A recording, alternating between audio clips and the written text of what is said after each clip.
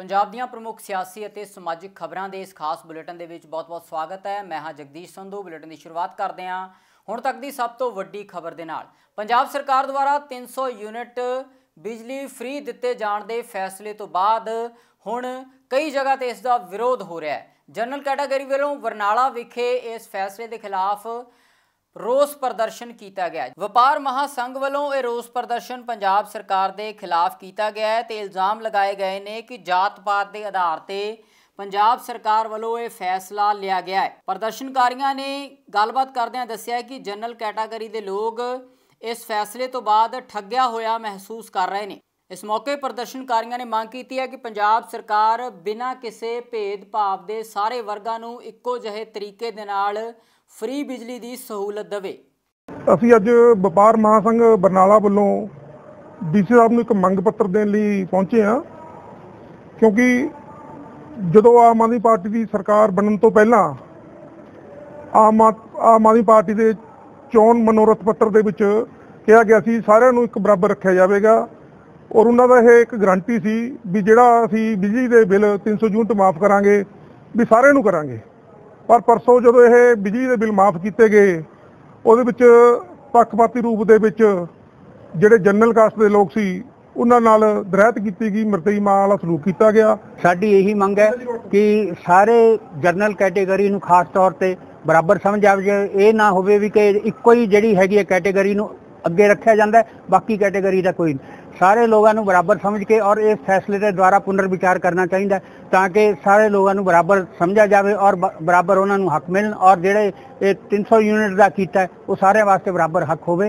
यही सरकार अगे मंग। महिलावां नूं तां हो भी घर दे काम बथेरे ने, जे मीटर दे मूहरे ही बैठे रहणगियां ते घर दे काम रुक जाने हैं। ते साडी यही मंग है भी सारिआं नूं एक बराबर होए, चाहे जनरल कैटेगरी होए, सारिआं नूं एक बराबर होए, या तो बिजली दे बिल बिल्कुल ही माफ करन या बिजली दे रेट घटान। पंजाब सरकार नूं सारिआं नूं एक बराबर देखना चाहिए है। जे आपां वोटां भी इक्वल नहीं कह सकते, वध ही कह सकते हैं, पर उन्हां नूं अपनी जनता वास्ते सोचना चाहिए है। बिल्कुल पहला कहंदे सी भी मीटर बिजली बिल माफ करनगे, 1000 रुपये महीना घरेलू औरतां नूं देणगे, हुण वोटां तो बाद कुछ ऐसा दिखदा नहीं पिया। सूबा सरकार के इस फैसले तो बाद लगातार एक पासे सियासी आगुआं वालों इस फैसले नूं जात पात के आधार पर किया गया फैसला करार दिता जा रहा, दूजे पासे समाजिक तौर पर भी कई जगह पर इसका विरोध देखने को मिले, जिवें कि बरनाले दे विच रोस प्रदर्शन किया गया। साडे सीनियर पत्रकार सुरिंदर डल्ला जी तो पूछ लैंदे हैं कि इस रोस प्रदर्शन का की कारण है तो इसका प्रभाव की पै सकता है आने वालियां संगरूर दीआं जिमनी चोणां ते। डल्ला साहब किवें देखदे हो, जनरल कैटागरी वालों विरोध प्रदर्शन शुरू हो गया, सियासी तौर पर भी इसका विरोध हो रहा है, जे गल करिए संगरूर दीआं जिमनी चोणां दी तां इसका की असर पै सकता है? देखो काफ़ी वड्डा प्रोटेस्ट है जिहड़ा कल बरनाला दे विच कढ़िया गया। देखो देखने वाली गल यह है कि बरनाला लोक सभा तो ही चुन के गए सी भगवंत मान पार्लीमेंट दे विच, भावें वो धूरी तो विधायक बने ने ते हुण पंजाब दे मुख मंत्री ने, पर बरनाला दे विच व्यापारी लोग सी, जनरल कैटागरी दे लोग सी, ये सारे इस गल तो किते ना किते नाखुश ने कि उन्होंने 600 यूनिट तो बाद अगर कोई भी यूनिट वधदी है तो सारे का बिल देना पऊगा। उन्होंने लोगों को नाखुशी इस गल की है कि सरकार बहुत गंभीरता के नाल इस मुद्दे नूं विचारदी, भावें समा मंगिया सी भगवंत मान ने कि सानू समा चाहिए तो लोग तैयार भी ने, लोग हमेशा कह रहे हैं कि सानू समा देना चाहिए, समा देना चाहिए। असी पत्रकार लोग भावें सरकार तो हर फैसले की उम्मीद जल्दी करते हैं, पर आम लोग तो समा दे रहे हैं और मैनू ये लगता है कि आम आदमी पार्टी की सरकार वालों बहुत सोच समझ के होर गहराई नाल विचार करके मुफ्त बिजली का फैसला लागू करना चाहिए सी, क्योंकि पहला आम आदमी पार्टी के लीडर कहते सी कि सारिਆਂ ਨੂੰ ही ਜਿਹੜੀਆਂ 300 यूनिट मुफ्त होणगे। हुण ये गल आ गई कह के कि जनरल कैटागरी नूं 600 तो बाद जिन्ना भी बिल आऊगा सारे का, जिन्ने भी यूनिट फुकणगे सारे का बिल देना पऊगा। सो कल प्रोटेस्ट किया गया और ਇਹਦੇ ਨਾਲ सरकार तो मंग की गई कि सरकार नवें सिरे तो इस मसले नूं विचारे। व्यापारी भी सी, आम लोग भी सी और जनरल कैटागरी वालों ये भी तर्क ने, हालांकि हुण तां पंजाब 'च जनरल कैटागरी कमिशन भी है जिहड़ा जनरल वर्ग दीआं दिक्कतां नूं किवें निबड़िया जावे, की सुझाव सरकार नूं देने ने, वो भी ये काम करदा है। पर जनरल कैटागरी के जिहड़े नुमाइंदे ने उन्हां दा ये कहना है कि सरकार नूं जरूर साडे विचों भी ਪਹਿਲਾਂ ਤਾਂ ਉਹ ਗੱਲ ਕਰਦੇ ਕਿ ਸਾਨੂੰ ਸਾਰਿਆਂ ਨੂੰ ਹੀ ਇਹ ਸੁਵਿਧਾ ਸਹੂਲਤ ਜਿਹੜੀ ਮਿਲਣੀ ਚਾਹੀਦੀ ਸੀ ਸਰਕਾਰ ਵੱਲੋਂ, ਪਰ ਕਈ ਜਿਹੜੇ ਹੋਰ ਅਸੀਂ ਵੱਖ-ਵੱਖ ਲੋਕਾਂ ਦੀ ਗੱਲ ਕਰੀਏ, ਐਕਸਪਰਟਸ ਦੀ ਗੱਲ ਕਰੀਏ, ਉਹ ਕਹਿੰਦੇ ਅਗਰ ਜਨਰਲ ਵਰਗ ਸਾਰੇ ਨੂੰ ਨਹੀਂ ਸੀ ਦੇਣਾ ਤੇ ਘੱਟੋ ਘੱਟ ਪੰਜਾਬ ਸਰਕਾਰ ਜਿਹੜੇ ਜਨਰਲ ਵਰਗ ਦੇ ਵਿੱਚ ਥੋੜ੍ਹੇ ਜਿਹੇ ਕਮਜ਼ੋਰ ਲੋਕ ਨੇ, ਆਰਥਿਕ ਪੱਖੋਂ ਕਮਜ਼ੋਰ ਲੋਕ ਨੇ, ਉਹਨਾਂ ਦੀ ਪਛਾਣ ਕਰਕੇ ਉਹਨਾਂ ਨੂੰ ਇਹ ਸਹੂਲਤ ਜ਼ਰੂਰ ਦੇਣੀ ਚਾਹੀਦੀ ਸੀ। ਪਰ ਮੇਰਾ ਇਹ ਮੰਨਣਾ ਹੈ ਕਿ ਕੁੱਲ ਮਿਲਾ ਕੇ ਇਹ ਕਾਫੀ ਲੋਕਾਂ ਦੇ ਵਿੱਚ ਨਾਖੁਸ਼ੀ ਹੈ ਔਰ ਲੋਕ ਇਹ ਵੀ ਕਹਿ ਰਹੇ ਨੇ ਕਿ ਆਮ ਆਦਮੀ ਪਾਰਟੀ ਨੇ ਚੋਣਾਂ ਤੋਂ ਪਹਿਲਾਂ ਇਸ ਵਾਅਦੇ ਨਾਲ ਸਾਨੂੰ ਭੁਲੇਖੇ 'ਚ ਰੱਖਿਆ। ਸੋ ਇਹ ਬਹੁਤ ਸੁਚੇਤ ਹੋਣ ਦੀ ਲੋੜ ਹੈ ਆਮ ਆਦਮੀ ਪਾਰਟੀ ਨੂੰ, ਕਿਉਂਕਿ ਹਜੇ ਤਾਂ ਪਹਿਲੀ ਗਰੰਟੀ ਹੈ ਜਿਹੜੀ ਉਹਨਾਂ ਨੇ ਐਲਾਨ ਕੀਤਾ ਹੈ 1 ਜੁਲਾਈ ਤੋਂ ਲਾਗੂ ਹੋਣੀ ਹੈ ਹਜੇ ਤਾਈ। ਸੋ ਇਸ ਕਰਕੇ ਜ਼ਰੂਰ ਆਮ ਆਦਮੀ ਪਾਰਟੀ ਨੂੰ ਇਹਦੇ ਤੇ ਪੁਨਰ ਵਿਚਾਰ ਕਰਨਾ ਚਾਹੀਦਾ। ਦੇਖੋ, ਨਿਸ਼ਚਿਤ ਤੌਰ ਤੇ ਜਗਦੀਸ਼ ਜੀ ਤੁਸੀਂ ਬਹੁਤ ਮਹੱਤਵਪੂਰਨ ਸਵਾਲ ਕੀਤਾ ਕਿ ਜ਼ਿਮਨੀ ਚੋਣ ਤੇ ਕੀ ਪ੍ਰਭਾਵ ਪਊਗਾ। ਦੇਖੋ, ਪੰਜਾਬ ਦੀ ਸਿਆਸਤ 'ਚ ਬਦਲਾਅ ਕਰਨਾ ਸੀ ਲੋਕਾਂ ਨੇ ਔਰ ਆਮ ਆਦਮੀ ਪਾਰਟੀ ਦੇ ਵਾਅਦੇ ਲੋਕਾਂ ਨੂੰ ਪਸੰਦ ਆਏ। ਹੁਣ ਇਹ ਇੱਕ ਵੱਡਾ ਵਾਅਦਾ ਸੀ ਕਿ ਸਾਰਿਆਂ ਨੂੰ ਮੁਫਤ ਬਿਜਲੀ ਦੇਵਾਂਗੇ ਅਸੀਂ 300 ਯੂਨਿਟ ਪ੍ਰਤੀ ਮਹੀਨਾ। ਹੁਣ ਜੇ ਆਮ ਆਦਮੀ ਪਾਰਟੀ ਇਸ ਵਾਅਦੇ ਨੂੰ ਪੂਰੀ ਤਰ੍ਹਾਂ ਨਾਲ ਪੂਰਾ ਨਹੀਂ ਕਰਦੀ ਤੇ ਚੋਣਾਂ ਦੇ ਵਿੱਚ ਲੋਕ ਫਿਰ ਨਾਰਾਜ਼ਗੀ ਪ੍ਰਗਟ ਕਰਨਗੇ ਔਰ ਮੈਨੂੰ ਇਹ ਲੱਗਦਾ ਹੈ ਕਿ anti incumbency Aam Aadmi party ਦੀ ਸਰਕਾਰ ਦੀ ਬਣਨੀ ਸ਼ੁਰੂ ਹੋ ਗਈ ਹੈ ਇਸ ਫੈਸਲੇ ਨਾਲ। ਭਗਵੰਤ ਮਾਨ ਇਮਾਨਦਾਰ ਨੇ, ਸਰਕਾਰ ਇਮਾਨਦਾਰ ਹੈ, ਇਹਦੇ 'ਚ ਕੋਈ ਦੋ ਰਾਏ ਨਹੀਂ ਹੈ। ਅਸੀਂ ਸਾਰੇ ਸਰਕਾਰ ਨੂੰ ਵਕਤ ਵੀ ਦੇਣਾ ਚਾਹੁੰਦੇ ਹਾਂ, ਪਰ ਅਸੀਂ ਇਹ ਵੀ ਚਾਹੁੰਦੇ ਹਾਂ ਕਿ ਸਰਕਾਰ ਉਸ ਤਰ੍ਹਾਂ ਦੇ ਫੈਸਲੇ ਕਰੇ ਜਿਹੋ ਜਿਹੇ ਵਾਅਦੇ ਕੀਤੇ ਸੀ, ਨਹੀਂ ਤਾਂ ਲੋਕਾਂ 'ਚ ਨਾਰਾਜ਼ਗੀ ਆਊਗੀ ਔਰ ਇਸ ਫੈਸਲੇ ਦਾ ਜ਼ਿਮਨੀ ਚੋਣ 'ਤੇ ਫਰਕ ਪਊਗਾ। ਜਿਹੜੀ ਆਮ ਆਦਮੀ ਪਾਰਟੀ ਕੱਲ੍ਹ ਤੱਕ ਮੈਨੂੰ ਲੱਗਦੀ ਸੀ ਕਿ ਜਿੱਤ ਜਾਏਗੀ ਜ਼ਿਮਨੀ ਚੋਣ, ਹੁਣ ਮੈਨੂੰ ਲੱਗਦਾ ਜ਼ਿਮਨੀ ਚੋਣ ਦਾ ਮੁਕਾਬਲਾ ਹੋਊਗਾ।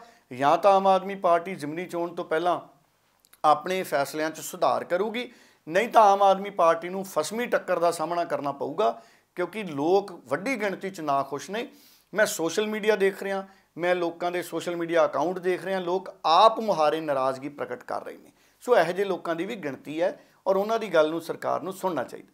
ਸੀਐਮ ਨੇ ਪੰਜਾਬ ਦੇ ਸਿਰ ਤੇ ਚੜੇ 3 ਲੱਖ ਕਰੋੜ ਰੁਪਏ ਦੇ ਕਰਜ਼ੇ ਨੂੰ ਲੈ ਕੇ ਇੱਕ ਵੱਡਾ ਫੈਸਲਾ ਲਿਆ ਹੈ। ਭਗਵੰਤ ਮਾਨ ਨੇ ਕਿਹਾ ਹੈ ਕਿ ਇਸ ਗੱਲ ਦੀ ਇਨਕੁਆਇਰੀ ਕੀਤੀ ਜਾਵੇਗੀ ਕਿ 3 ਲੱਖ ਕਰੋੜ ਰੁਪਏ ਦਾ ਜੋ ਕਰਜ਼ਾ ਸੂਬੇ ਦੇ ਸਿਰ ਤੇ ਹੈ, ਆਖਿਰ ਉਹ ਕਰਜ਼ਾ ਲੱਗਾ ਕਿੱਥੇ ਹੈ। ਉਹਨਾਂ ਸਵਾਲ ਖੜੇ ਕਰਦਿਆਂ ਕਿਹਾ ਕਿ ਸੂਬੇ ਦੇ ਵਿੱਚ ਪਿਛਲੇ ਕਈ ਸਾਲਾਂ ਤੋਂ ਵਿਕਾਸ ਦੇ ਕਾਰਜ ਨਹੀਂ ਹੋਏ। ਉਹਨਾਂ ਸਵਾਲ ਖੜੇ ਕਰਦਿਆਂ ਕਿਹਾ ਕਿ ਪਿਛਲੀਆਂ ਸਰਕਾਰਾਂ ਨੇ ਆਖਿਰ ਐਡੀ ਵੱਡੀ ਗਿਣਤੀ ਦੇ ਵਿੱਚ ਕਰਜ਼ਾ ਕਿੱਥੇ ਵਰਤਿਆ।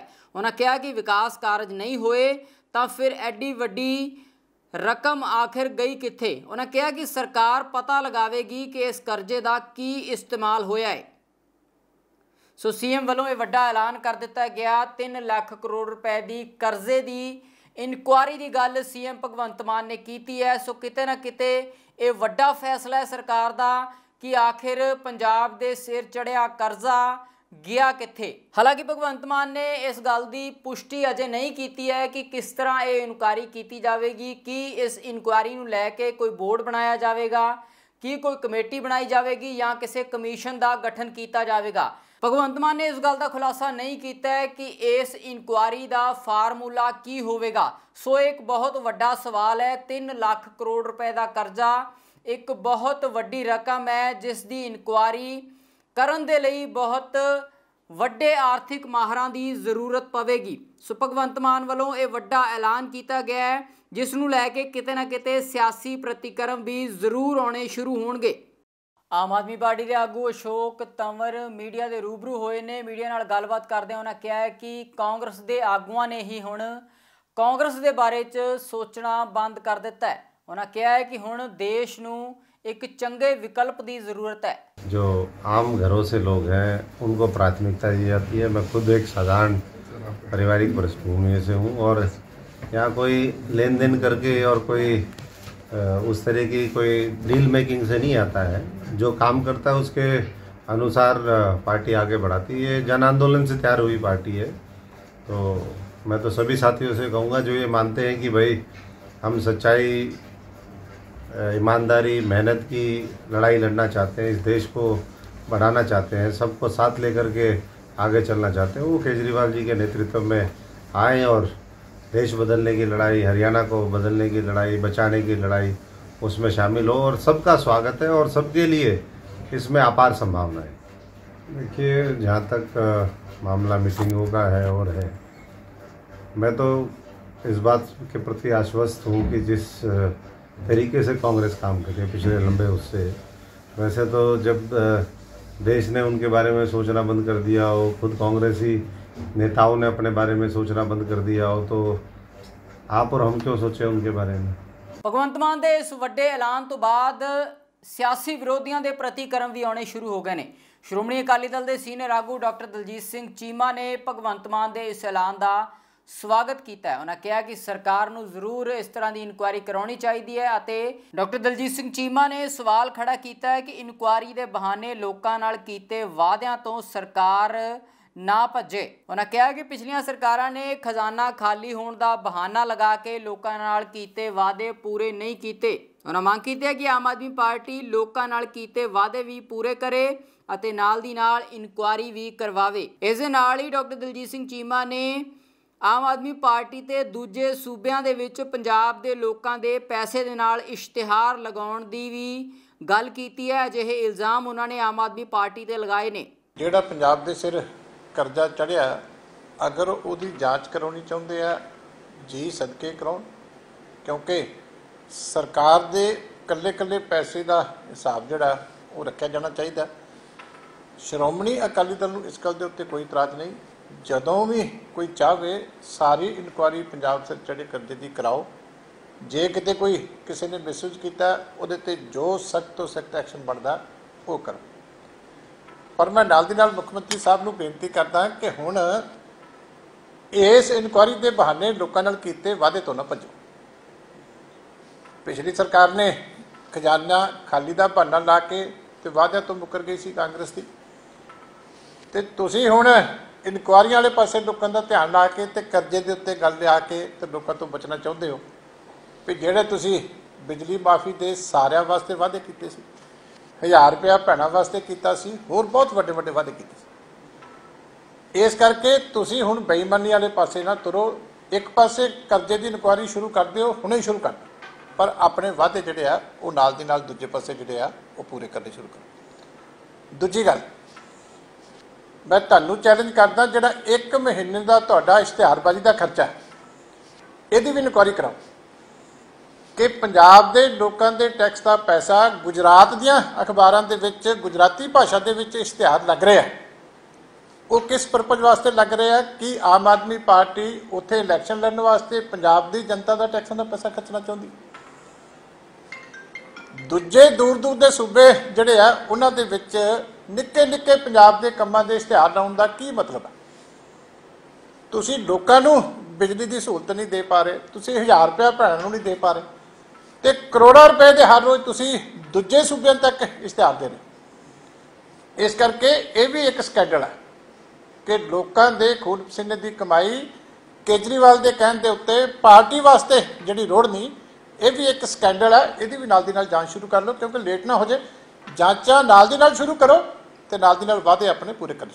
ਉਧਰ ਭਾਈ ਰਾਜੋਆਣਾ ਦੀ ਰਿਹਾਈ ਨੂੰ ਲੈ ਕੇ ਇੱਕ ਵਾਰ ਫੇਰ ਤੋਂ ਮਾਮਲਾ ਗਰਮ ਹੁੰਦਾ ਨਜ਼ਰ ਆ ਰਿਹਾ। ਸ਼੍ਰੋਮਣੀ ਅਕਾਲੀ ਦਲ ਦੇ ਪ੍ਰਧਾਨ ਸੁਖਬੀਰ ਸਿੰਘ ਬਾਦਲ ਨੇ ਪ੍ਰਧਾਨ ਮੰਤਰੀ ਅਤੇ ਗ੍ਰਹਿ ਮੰਤਰੀ ਨੂੰ ਚਿੱਠੀ ਲਿਖ ਕੇ ਭਾਈ ਰਾਜੋਆਣਾ ਦੇ ਮਾਮਲੇ ਦੇ ਵਿੱਚ ਦਖਲ ਦੇਣ ਦੀ ਮੰਗ ਕੀਤੀ ਹੈ। ਲਖੀਮਪੁਰ ਖੀਰੀ ਹਿੰਸਾ ਮਾਮਲੇ ਨੂੰ ਲੈ ਕੇ ਆਸ਼ੀਸ਼ ਮਿਸ਼ਰਾ ਦੀਆਂ ਮੁਸ਼ਕਲਾਂ ਵੱਧਦੀਆਂ ਹੋਈਆਂ ਨਜ਼ਰ ਆ ਰਹੀਆਂ ਨੇ। ਸੁਪਰੀਮ ਕੋਰਟ ਵੱਲੋਂ ਆਸ਼ੀਸ਼ ਮਿਸ਼ਰਾ ਦੀ ਜ਼ਮਾਨਤ ਦੀ ਅਰਜ਼ੀ ਰੱਦ ਕਰ ਦਿੱਤੀ ਗਈ ਹੈ। ਕੋਰਟ ਨੇ ਮਿਸ਼ਰਾ ਨੂੰ 1 ਹਫ਼ਤੇ ਦੇ ਅੰਦਰ ਸਰੈਂਡਰ ਕਰਨ ਦੇ ਲਈ ਕਿਹਾ ਹੈ। ਤੁਹਾਨੂੰ ਦੱਸ ਦਈਏ, ਸੁਪਰੀਮ ਕੋਰਟ ਨੇ ਹਾਈ ਕੋਰਟ ਦੇ ਫੈਸਲੇ ਨੂੰ ਪਲਟਾਇਆ ਹੈ। ਸੋ ਕਿਤੇ ਨਾ ਕਿਤੇ ਸੁਪਰੀਮ ਕੋਰਟ ਦੇ ਇਸ ਫੈਸਲੇ ਤੋਂ ਬਾਅਦ ਆਸ਼ੀਸ਼ ਮਿਸ਼ਰਾ ਦੀਆਂ ਮੁਸ਼ਕਲਾਂ ਵੱਧਦੀਆਂ ਹੋਈਆਂ ਦਿਖਾਈ ਦੇ ਰਹੀਆਂ ਨੇ। ਕੋਰਟ ਨੇ ਕਿਹਾ ਹੈ ਕਿ ਆਸ਼ੀਸ਼ ਮਿਸ਼ਰਾ 1 ਹਫ਼ਤੇ ਦੇ ਅੰਦਰ ਸਰੈਂਡਰ ਕਰਨ। ਸੁਪਰੀਮ ਕੋਰਟ ਨੇ ਹਾਈ ਕੋਰਟ ਦੇ ਫੈਸਲੇ ਨੂੰ ਇਸ ਮਾਮਲੇ ਰਾਹੀਂ ਪਲਟਾਇਆ ਹੈ। ਇਸ ਮਾਮਲੇ ਨੂੰ ਲੈ ਕੇ ਲਗਾਤਾਰ ਪੀੜਿਤ ਪੱਖ ਵੱਲੋਂ ਸਹੀ ਕਾਰਵਾਈ ਨਾ ਹੋਣ ਦੇ ਇਲਜ਼ਾਮ ਲਗਾਏ ਜਾਂਦੇ ਰਹੇ ਨੇ ਤੇ ਹੁਣ ਕਿਤੇ ਨਾ ਕਿਤੇ ਇਸ ਮਾਮਲੇ ਦੇ ਵਿੱਚ ਆਸ਼ੀਸ਼ ਮਿਸ਼ਰਾ ਦੀਆਂ ਮੁਸ਼ਕਲਾਂ ਵੀ ਵੱਧਦੀਆਂ ਹੋਈਆਂ ਨਜ਼ਰ ਆ ਰਹੀਆਂ ਨੇ। ਸੂਬਾ ਸਰਕਾਰ ਦੁਆਰਾ 1 ਜੁਲਾਈ ਤੋਂ 2 ਮਹੀਨੇ ਦੇ ਲਈ 600 ਯੂਨਿਟ ਪ੍ਰਤੀ ਪਰਿਵਾਰ ਮਾਫ ਕਰਨ ਦੇ ਫੈਸਲੇ ਨੂੰ ਲੈ ਕੇ ਹੁਣ ਇਸ ਦਾ ਵਿਰੋਧ ਦੇਖਣ ਨੂੰ ਮਿਲ ਰਿਹਾ ਹੈ। ਸਿਆਸੀ ਪਾਰਟੀਆਂ ਵੱਲੋਂ ਵੀ ਵਿਰੋਧ ਕੀਤਾ ਜਾ ਰਿਹਾ ਹੈ।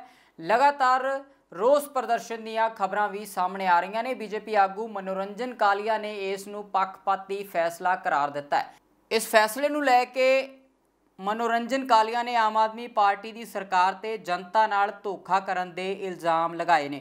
ਪੰਜਾਬ ਦੇ ਮੁੱਖ ਮੰਤਰੀ ਸਰਦਾਰ ਭਗਵੰਤ ਸਿੰਘ ਮਾਨ ਉਹਨਾਂ ਨੇ ਘੋਸ਼ਣਾ ਕੀਤੀ ਕਿ 300 ਯੂਨਿਟ ਬਿਜਲੀ ਦੇ ਮੁਫਤ ਦਿੱਤੇ ਜਾਣਗੇ ਹਰ ਇੱਕ ਘਰ ਨੂੰ ਹਰ ਇੱਕ ਮਹੀਨੇ, ਔਰ ਨਾਲ ਇੱਕ ਸ਼ਰਤ ਲਗਾਈ ਕਿ ਜੇ 300 ਤੋਂ ਵੱਧ ਯੂਨਿਟ ਖਰਚੇ ਗਏ ਤਾਂ ਫਿਰ 300 ਦੇ ਵੀ ਪੈਸੇ ਲਵਾਂਗੇ ਤੇ ਜਿੰਨਾ ਵੱਧ ਯੂਨਿਟ ਬਿਜਲੀ ਖਰਚੀ ਗਈ ਆ ਉਹਦੇ ਉੱਤੇ ਵੀ ਜਿਹੜਾ ਹੈ ਅਸੀਂ ਪੈਸੇ ਲਵਾਂਗੇ। ਸੋ ਇਹ ਸਰਾਸਰ ਜਨਤਾ ਨਾਲ ਧੋਖਾ ਹੈ। ਔਰ ਜਿਹੜੀ ਉਹਨਾਂ ਦੇ ਸੁਪਰੀਮੋ ਸ਼੍ਰੀ ਅਰਵਿੰਦ ਕੇਜਰੀਵਾਲ ਉਹਨਾਂ ਨੇ ਗਰੰਟੀ ਦਿੱਤੀ ਸੀ, ਇਹ ਉਹਦੇ ਵੀ ਵਾਅਦਾ ਖਿਲਾਫੀ ਹੈਗੀ ਆ, ਕਿਉਂਕਿ 29/6 ਨੂੰ ਚੰਡੀਗੜ੍ਹ ਦੇ ਵਿੱਚ ਇੱਕ ਪ੍ਰੈਸ ਕਾਨਫਰੰਸ ਕੀਤੀ ਗਈ ਸੀ। ਉਹਦੇ ਵਿੱਚ ਆਪ ਦੇ ਸੁਪਰੀਮੋ ਸ਼੍ਰੀ ਅਰਵਿੰਦ ਕੇਜਰੀਵਾਲ ਉਹਨਾਂ ਨੇ ਇਹ ਘੋਸ਼ਣਾ ਕੀਤੀ ਸੀਗੀ ਕਿ 300 ਯੂਨਿਟ ਹਰ ਇੱਕ ਘਰ ਨੂੰ ਹਰ ਮਹੀਨੇ ਮੁਫਤ ਦਿੱਤੇ ਜਾਣਗੇ।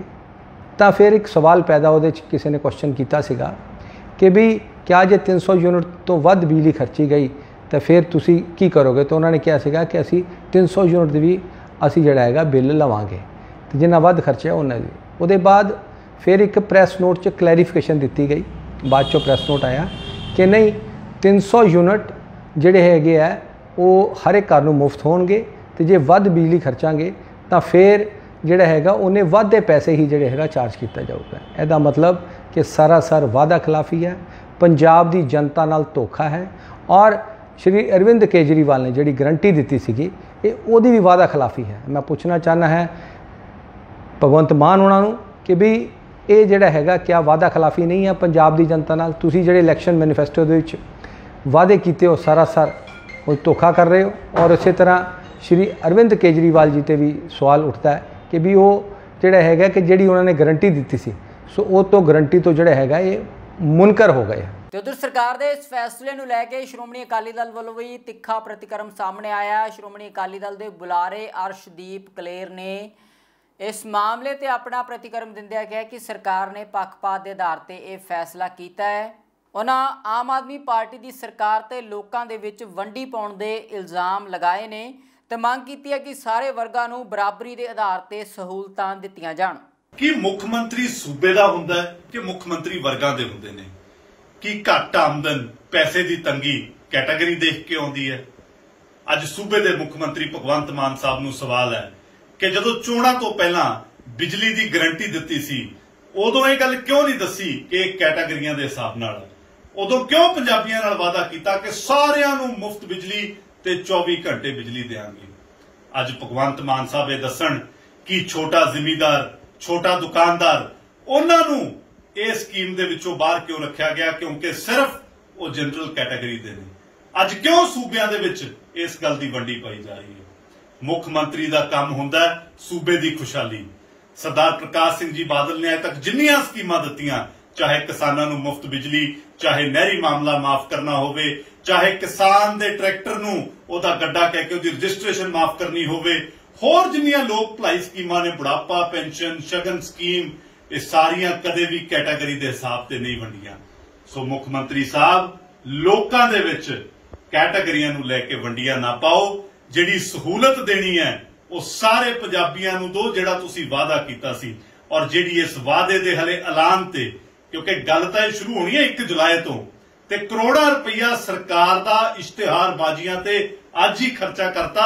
ਉਹੀ ਕਰੋੜਾਂ ਰੁਪਈਆ ਇਸ ਸਕੀਮ ਦਾ ਲਾਭ ਵੱਧ ਲੋਕਾਂ ਤੱਕ ਪਹੁੰਚਾਉਣ ਲਈ ਵਰਤਿਆ ਜਾਵੇ ਤਾਂ ਮੈਨੂੰ ਲੱਗਦਾ ਹੈ ਕਿ ਇਸ ਸਕੀਮ ਦਾ ਕੋਈ ਬੈਨੀਫਿਟ ਹੋਊਗਾ। ਕੱਲਾ ਆਪਾਂ ਐਲਾਨਾਂ ਦੇ ਉੱਤੇ ਕਰੋੜਾਂ ਰੁਪਈਆ ਐਡਵਰਟਾਈਜ਼ਮੈਂਟ ਤੇ ਲਾ ਦਈਏ, ਇਹ ਸੂਬੇ ਦੇ ਉੱਤੇ ਇੱਕ ਹੋਰ ਬੋਝ ਬਹੁਤ ਵੱਡਾ ਜਿਹੜਾ ਪੈ ਰਿਹਾ। ਉਧਰ ਦਿੱਲੀ ਦੇ ਵਿੱਚ ਆਟੋ ਡਰਾਈਵਰਾਂ ਤੇ ਟੈਕਸੀ ਡਰਾਈਵਰਾਂ ਵੱਲੋਂ ਹੜਤਾਲ ਕੀਤੀ ਗਈ ਹੈ। 2 ਦਿਨਾਂ ਹੜਤਾਲ ਦੇ ਪਹਿਲੇ ਦਿਨ ਦੇ ਵਿੱਚ ਦਿੱਲੀ ਵਿੱਚ ਇਸ ਹੜਤਾਲ ਦਾ ਮਿਲਿਆ ਜੁਲਿਆ ਅਸਰ ਦੇਖਣ ਨੂੰ ਮਿਲਿਆ। ਲਗਾਤਾਰ CNG ਪੈਟਰੋਲ ਅਤੇ ਡੀਜ਼ਲ ਦੀਆਂ ਵੱਧ ਰਹੀਆਂ ਕੀਮਤਾਂ ਨੂੰ ਲੈ ਕੇ ਡਰਾਈਵਰ ਭਾਈਚਾਰੇ ਵੱਲੋਂ ਇਹ ਪ੍ਰਦਰਸ਼ਨ ਕੀਤਾ ਜਾ ਰਿਹਾ ਹੈ। ਡਰਾਈਵਰਾਂ ਦਾ ਕਹਿਣਾ ਹੈ ਕਿ ਲਗਾਤਾਰ ਵੱਧ ਰਹੀ ਮਹਿੰਗਾਈ ਕਾਰਨ ਉਹਨਾਂ ਨੂੰ ਆਮਦਨ ਹਾਸਲ ਕਰਨਾ ਲਗਾਤਾਰ ਮੁਸ਼ਕਿਲ ਹੋ ਰਿਹਾ ਹੈ ਤੇ ਪਰਿਵਾਰ ਪਾਲਣੇ ਵੀ ਮੁਸ਼ਕਿਲ ਹੋ ਰਹੇ ਨੇ।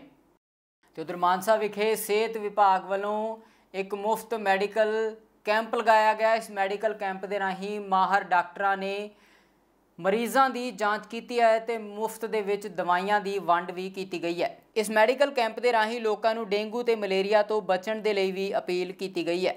ਪ੍ਰਬੰਧ ਬਹੁਤ ਵਧੀਆ ਨੇ ਜੀ, ਦਵਾਈ ਲੈ ਕੇ ਆਏ ਹਾਂ ਅਸੀਂ ਤੇ ਇਹੋ ਜਿਹੇ ਮੇਲੇ ਲੱਗਣੇ ਚਾਹੀਦੇ ਨੇ ਇੱਥੇ ਲਵੇ ਲਾਉਣੇ। ਕਾਹਦੀ ਦਵਾਈ ਲਈ ਹੈ? ਸਮੇਂ ਸਿਰ ਕਿੰਨਾ ਸਮਾਂ ਲੱਗ ਗਿਆ ਇੱਥੇ? ਕਿਵੇਂ ਜੀ? ਕਿੰਨਾ ਕੁ ਸਮਾਂ ਲੱਗ ਗਿਆ? ਕੋਈ ਪਰੇਸ਼ਾਨੀ, ਕੋਈ ਦਿੱਕਤ? ਨਹੀਂ ਕੋਈ ਪਰੇਸ਼ਾਨੀ ਨਹੀਂ ਆਈ ਤੇ 5-10 ਮਿੰਟ ਹੀ ਲੱਗੇ ਨੇ, ਉਹਦੀ ਦਵਾਈ ਦੇਤੀ ਤੇ ਵਧੀਆ ਜੀ। ਗਵਰਨਮੈਂਟ ਵੱਲੋਂ ਸਾਨੂੰ ਇੰਸਟਰਕਸ਼ਨ ਸੀ ਕਿ ਬਲਾਕ ਪੱਧਰ ਦੇ ਉੱਤੇ ਆਪਾਂ ਇੱਕ ਬਲਾਕ ਵਾਈਜ਼ ਹੈਲਥ ਜਿਹੜੇ ਕੈਂਪਸ ਨੇ ਉਹ ਲਗਾਉਣੇ ਨੇ। ਸੋ ਪਹਿਲਾ ਜਿਹੜਾ ਮਾਨਸਾ ਡਿਸਟ੍ਰਿਕਟ ਦਾ ਸੀਗਾ ਖਿਆਲਾ ਕਲਾਂ ਵਿੱਚ, ਅੱਜ ਉਹਦੀ ਸ਼ੁਰੂਆਤ ਹੋਈ ਹੈ। ਬਹੁਤ ਚੰਗਾ ਰਿਸਪੌਂਸ ਸਾਨੂੰ ਮਿਲ ਰਿਹਾ ਹੈ। ਸਾਡੇ ਕੋਲ ਹੁਣ ਤੱਕ ਜਿੱਦਾਂ ਅਪਰੋਕਸੀਮੇਟਲੀ 740 ਲੋਕਾਂ ਦੀ ਰਜਿਸਟ੍ਰੇਸ਼ਨ ਹੋਈ ਹੈ।